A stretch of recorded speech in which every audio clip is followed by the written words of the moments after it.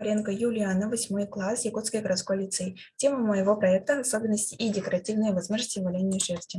Цель проекта – создание игрушки, которая сможет способствовать преобразованию мира, повысить интерес людей любого возраста к ручному прикладному искусству. Задача проекта – изучение истории появления валяния, освоение технологий обработки шерсти и реализации на практике сухого валяния, описание изготовления композиции, проведение самооценки и оценки и расчет себестоимости изделия.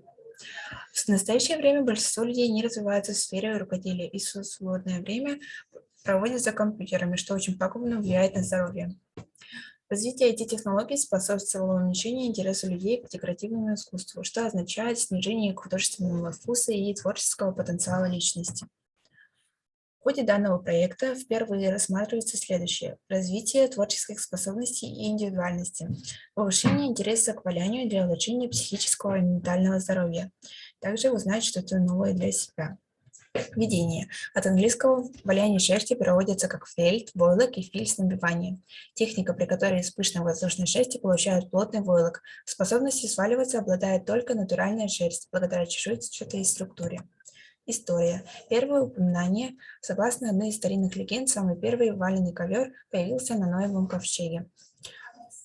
История валяния тесно связана с домашним лошади и собаки, что произошло в пятом тысячелетии до нашей эры.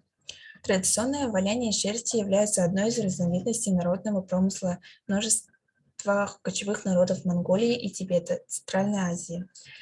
Самые древние войлочные изделия были обнаружены археологами в погребениях Горного Алтая. Выбор лучшей идеи. Я выбрала сухой метод валяния, композицию, также можете рассмотреть мои эскизы. Расчет себестоимости изготовления изделия вы можете рассмотреть на этой таблице. А так я потратила 817 рублей, что очень даже неплохо. Выбор шерсти и дополнительных материалов и оборудования. Для девочки я использовала проволоку для каркаса, фоамиран, шерсть, текстиль и акриловую краску. План изготовления. Снять мерки и изготовить каркас из проволоки. Сделать голову с помощью валяния. Каркас обмотать шерстью и придать телу человеческий облик. Обернуть голову и шею фоамираном. Приклеить нарезанные уши. Навалять волосы из черной шерсти, а потом заплести косички. Снять мерку и отрезать кусок цветной ткани. Надеть на лицо.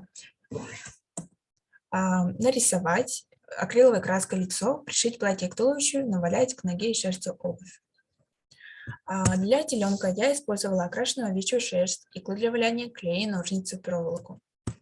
План изготовления. Снять мерку и изготовить каркас из проволоки, обмотать места соединения веревкой, навалять с помощью шерсти корпус теленка, на глаз приклеить пластмассовые глаза и нос, навалять из другой шерсти пятна и копыта, навалять уши к голове, повесить колокольчик на шею.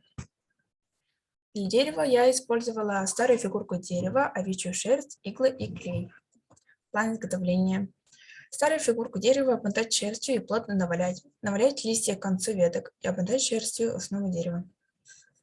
Экологическая часть. Я изготовила свое изделие ручным способом. Это экологически чистое производство, практически безотходное, без выбросов загрязняющих веществ в атмосферу, почву и водоемы. Самооценка и оценка.